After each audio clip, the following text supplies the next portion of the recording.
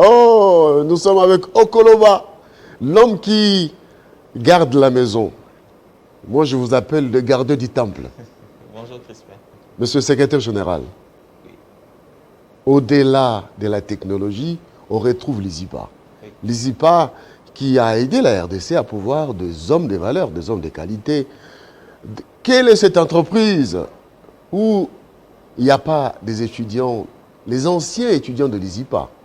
Alors, chapeau bas, et nous nous inclinons à la mémoire du promoteur, Monsieur Kanga. Ekanga.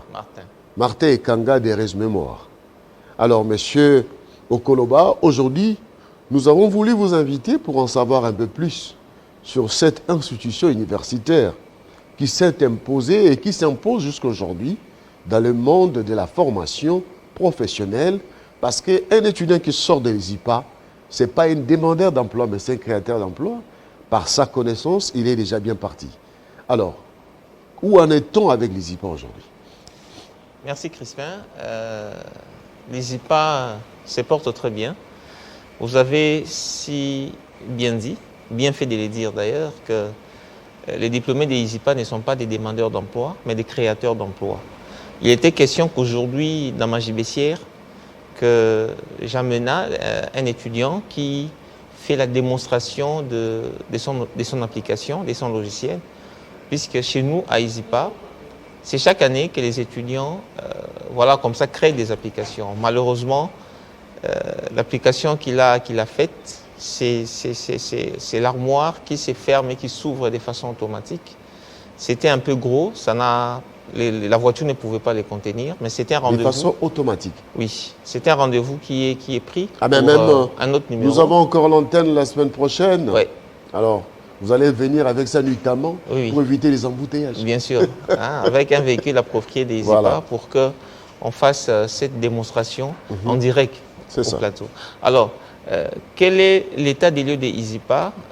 Plus d'une année après la mort de son fondateur, d'heureuse mémoire, comme vous l'avez dit, M. Martin Ekanda, l'ISIPA se porte à merveille. Aujourd'hui, l'ISIPA est conduit par Mme Rufine Louis-Yala, qui a travaillé pendant très longtemps avec son feu mari, M. Martin Ekanda, qui aujourd'hui dort. Et elle est là, elle a repris les flambeaux de l'ISIPA et l'ISIPA continue à former. Nous n'avons pas perdu la main, comme on dit. Nous essayons, nous continuons à œuvrer, à cheminer sur la marque laissée par Martin Ekanda. Et aujourd'hui, les parents ne se plaignent pas. En tout cas, les diplômés que nous sortons aujourd'hui n'ont rien à envier avec les diplômés que nous avons sortis il y a 10 ans, il y a 20 ans et il y a 30 ans, puisque je vous rappelle que l'ISIPA a 46 ans d'existence. C'est presque un demi-siècle depuis que l'ISIPA est là. Alors, vous êtes les disciples accomplis qui marchent sur les traces de leur maître. Vous continuez à former. L'année académique a déjà débuté. Est-ce qu'il y a eu l'ouverture d'autres extensions? L'année académique a débuté au mois de janvier.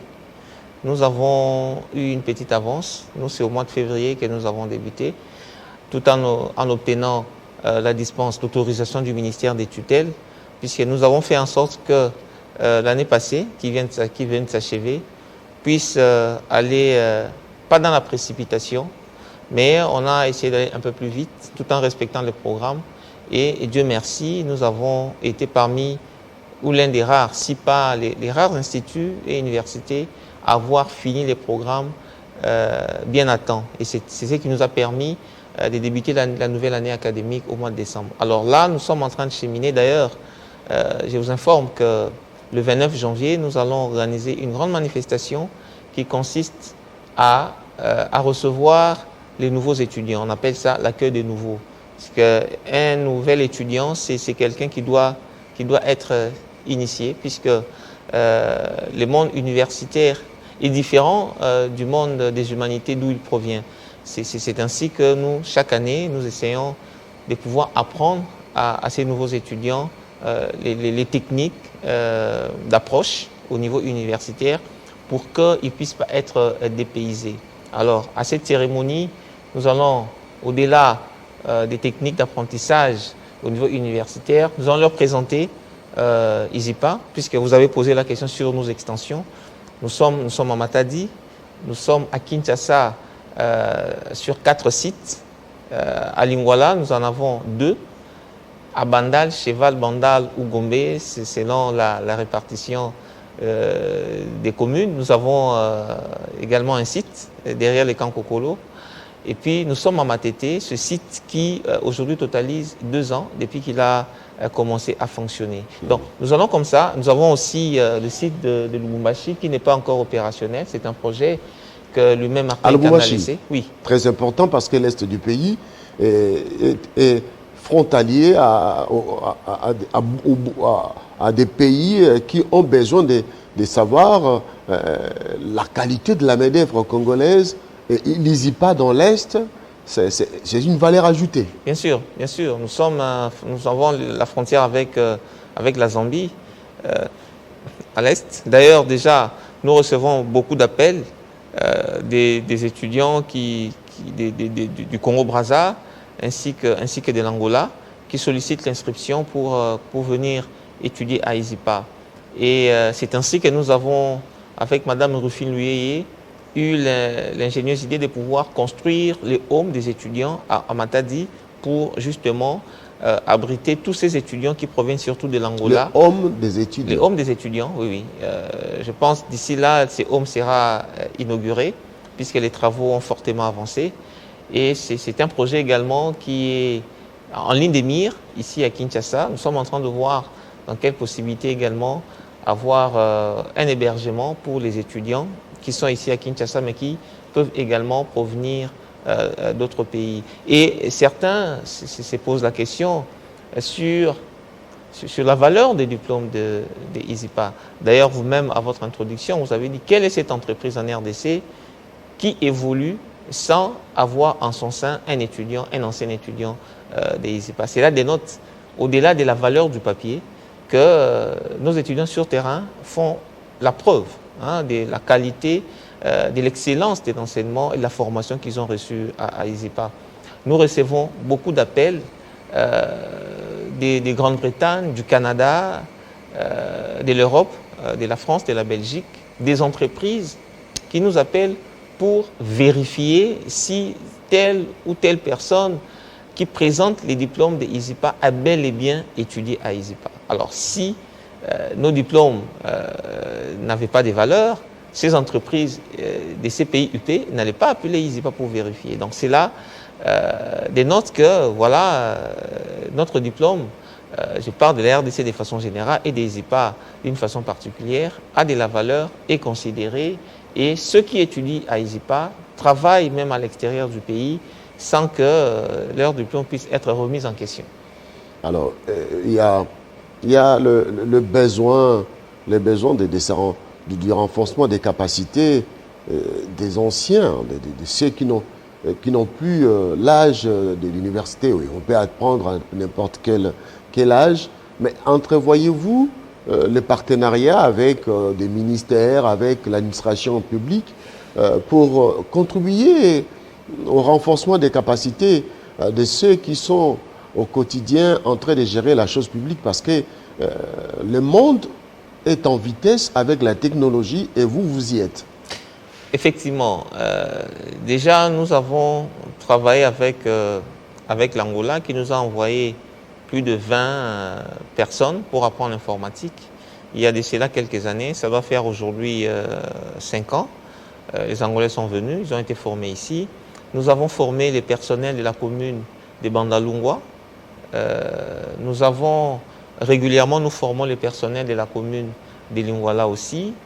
Nous avons un partenariat avec la 14e région militaire qui est dirigée par le général Ilondo, qui nous envoie également des militaires pour la formation. Vous savez que les armées modernes aujourd'hui se fondent sur la technologie de pointe. Et nous, à ISIPA, nous avons cette technologie. Nous avons même, j'espère qu'on peut même amener ces images-là.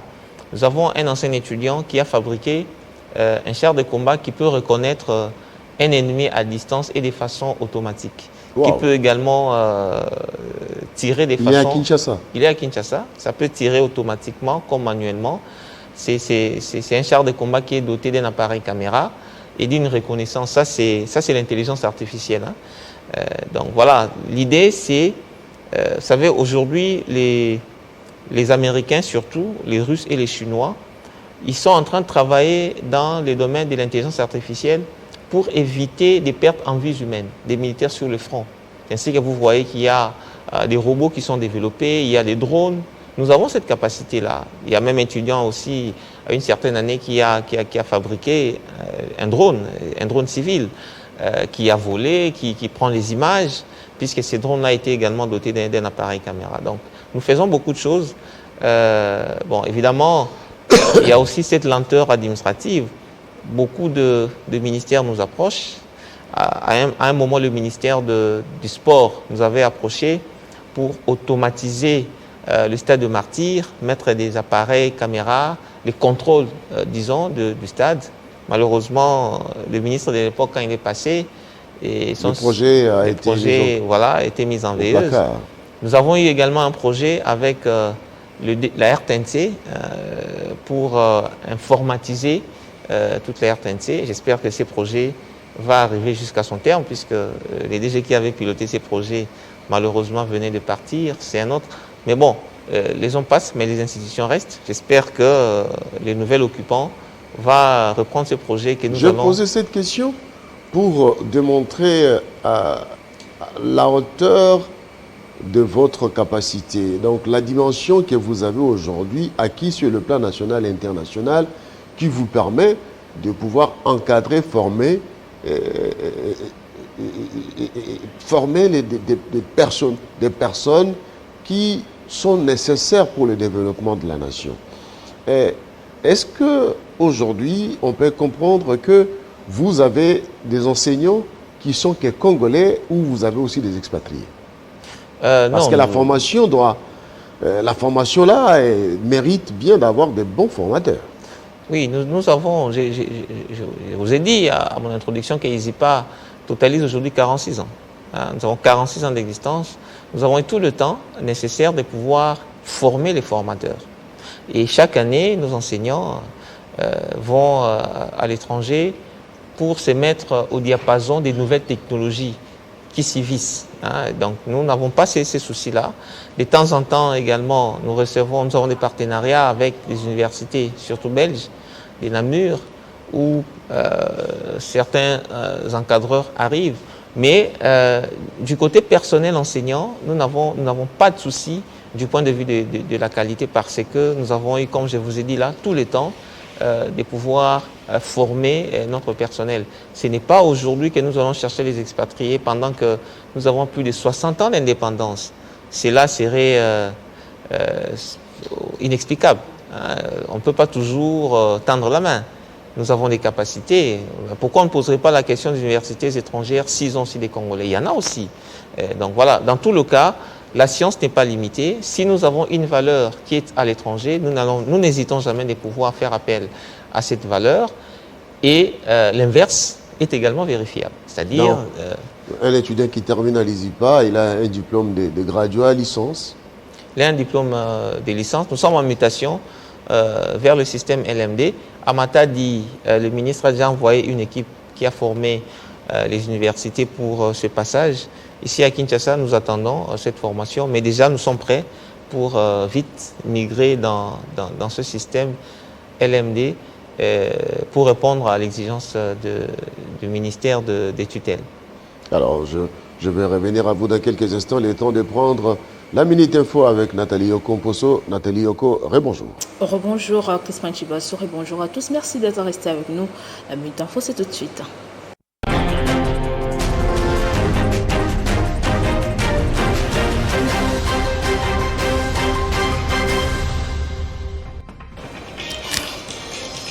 D'une présidence à une autre, après l'Union africaine dont le mandat prend fin en février, Félix-Antoine Tshisekedi s'apprête à prendre les rênes de la communauté économique des États de l'Afrique centrale.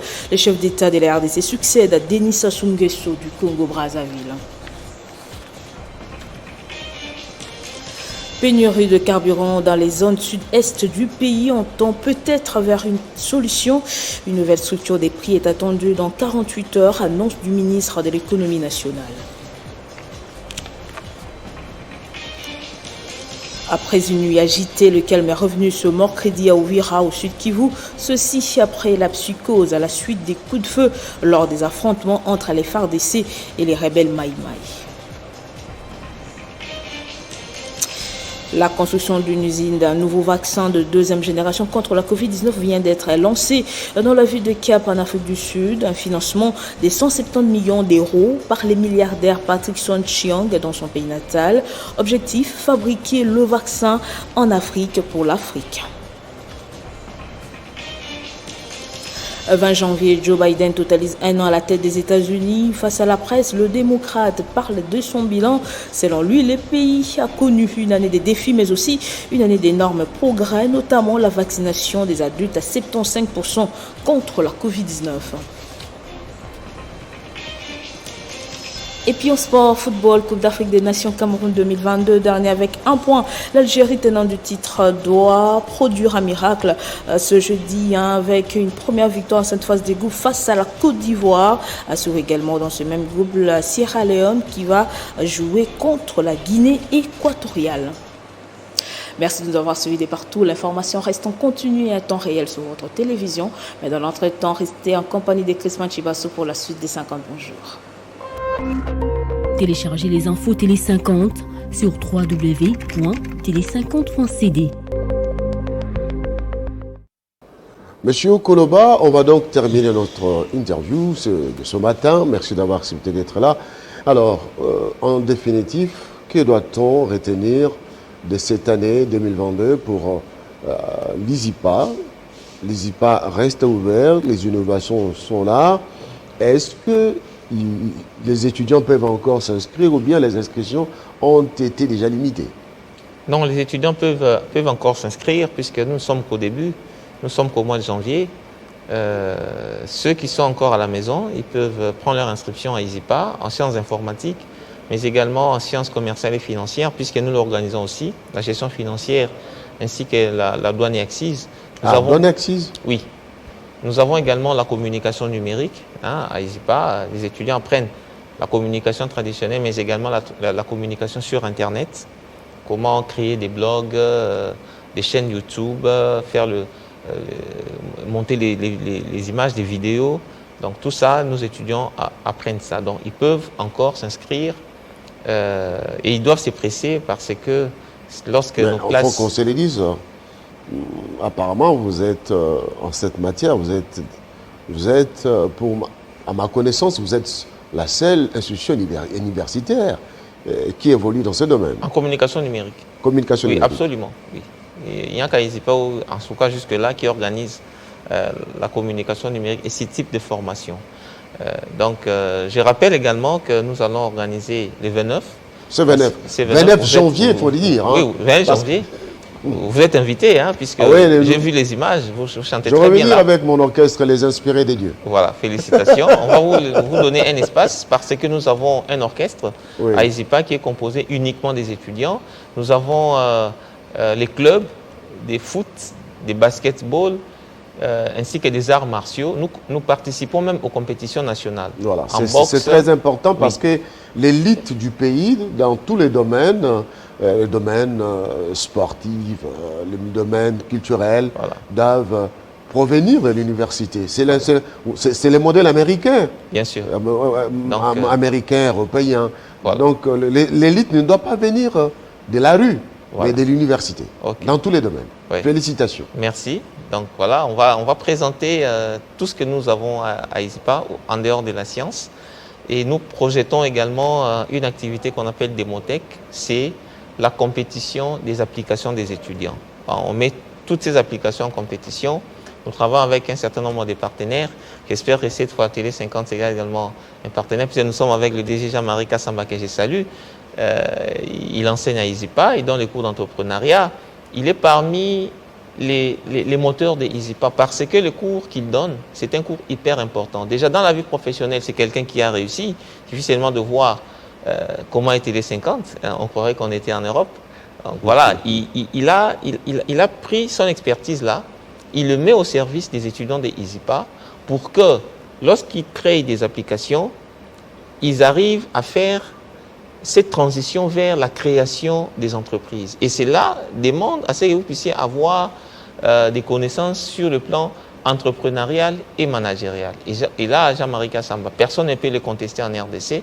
Il a ces connaissances-là, il les met au service des étudiants des ISIPA. Et voilà, les résultats est plus que satisfaisant. Donc c'est sur ces propos que je vais peut-être mettre un terme pour aujourd'hui à mon intervention, tout en saluant notre PDG, Madame Rufine Luyeyala, qui est scotchée sur son siège pour suivre en ces moments Télé 50. Et qui ne suit pas Télé 50 le matin, 50 bonjour. Madame, le nom Madame Rufine Luyeye. Madame Rufine Luyeye. Voilà. Nous profitons de l'occasion pour nous présenter tout le meilleur vœu de bonheur et à vous-même, monsieur le secrétaire général. Merci, je vous le réciproque. Koloba. Merci d'avoir accepté d'être venu, d'être notre invité ce matin. Et puis, nous allons marquer une petite pause.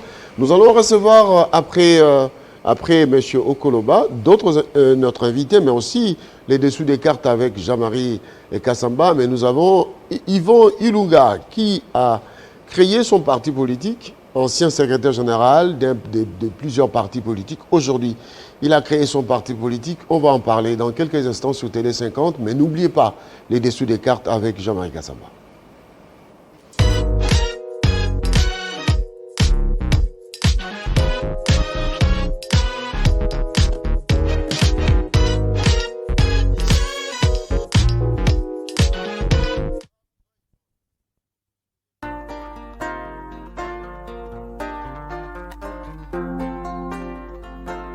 Drapeau en berne, le général est tombé. Moi, Jimmy Lito, le dernier béni. Ah, moi, le fils de Mourampa, le dernier élu, gardien du temple. Drapeau en berne nakati saluti mokonzi ya mapinga kwe Afrika mobimba oh ekomi kopesa parfum ya émotion ya matomona hake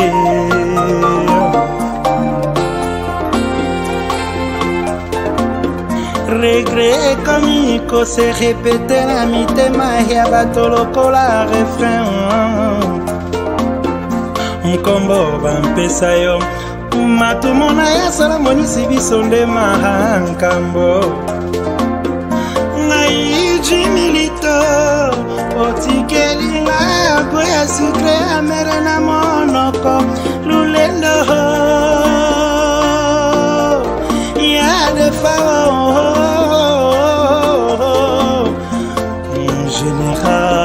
général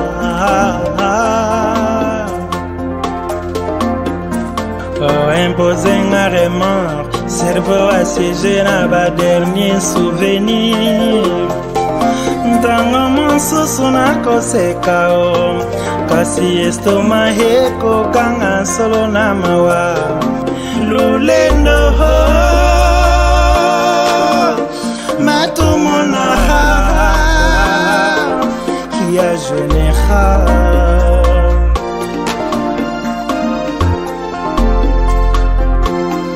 matumona nani yalakisanga epai babombi bomoi na yo ya fanfan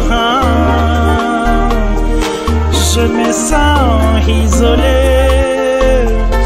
délaissé oh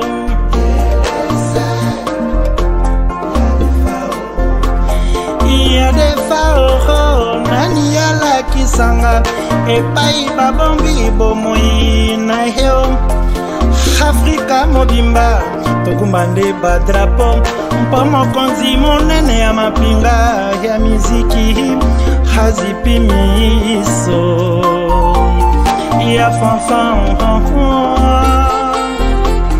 soki ndako eziki bampesi yango nkombo incendie oyanga molema empeli moto koleka ya volcan nampesa nkombo nini ho ya fanfan ke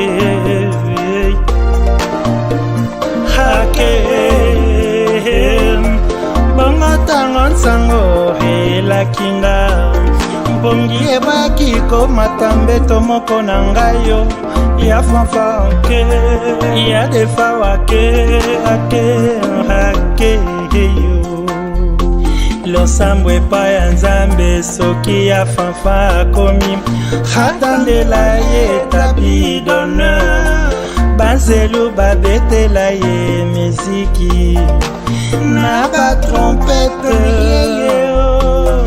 ya defa oho nani ayebisanga epai babombi bomoyimbwa yo ya lolendo na kolela iye defa ongo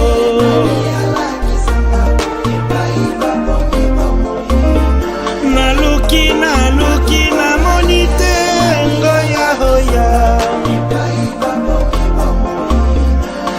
ya lolendo na bisanga yabo artiste complet matumona ye bomoi na yo nakosinga rase na nzambe ho lolenge nyonso nayebi akoyanolanga te po esi atia dele ya péremption nani amonelanga esika babombi salobo moyina yo